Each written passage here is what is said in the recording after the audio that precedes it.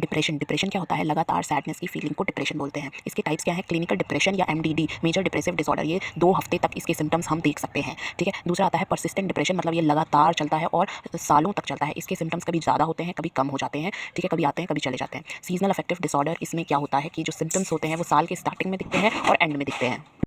तो साल के एंड में सिम्टम्स चले जाते हैं, मतलब साल की शुरुआत और आखिर में सिम्टम्स देखे जाते हैं डिप्रेशन के, बाकी नहीं। फिर आता है साइकोटिक डिप्रेशन, इसमें मेजर डिप्रेशन के साथ साथ साइकोटिक सिम्टम्स जैसे हेलुसिनेशन, डिल्यूजन, बिहेवियर, थॉट में प्रॉब्लम दिखा जाता है। पोस्टपार्टम डिप्रेशन, तो क्या होता है कि ये हार्मोनल चेंजेस होते हैं उस टाइम पे, तो डिलीवरी के बाद जब बच्चा पैदा होता है तो माँ को डिप्रेशन हो जाता है। देन आता है सिचुएशनल डिप्रेशन, इसमें क्या होता है सिचुएशन के अकॉर्डिंग डिप्रेशन आता है, मतलब अगर खराब सिचुएशन आई तो डिप्रेशन, जैसे डिवोर्स हो गया, डेथ हो गई किसी की, तो जब सिचुएशन सही हो जाएगी तो मतलब डिप्रेशन चला जाएगा। फिर आता है प्री मेंस्ट्रुअल डिस्फोरिक डिसऑर्डर, इसमें क्या होता है जब तक पीरियड्स चल रहे होते हैं, जो कि 6-7 दिन का समय होता है, तब तक डिप्रेशन होता है, उसके बाद चला जाता है। अब ये हर किसी को नहीं होता है। नॉर्मली जो गर्ल्स होती हैं उनको हेडेक, पेन तो होता ही है नॉर्मल, ठीक है, तो उसको पीएमएस बोलते हैं। पर जब ये सिम्टम्स ज़्यादा ही बढ़ जाएं, ठीक है, तो ज़्यादा बढ़ जाते हैं जब ये सिम्टम, तो मूड बिहेवियर में चेंजेस आने लगते हैं, तो उसको पीएमडीडी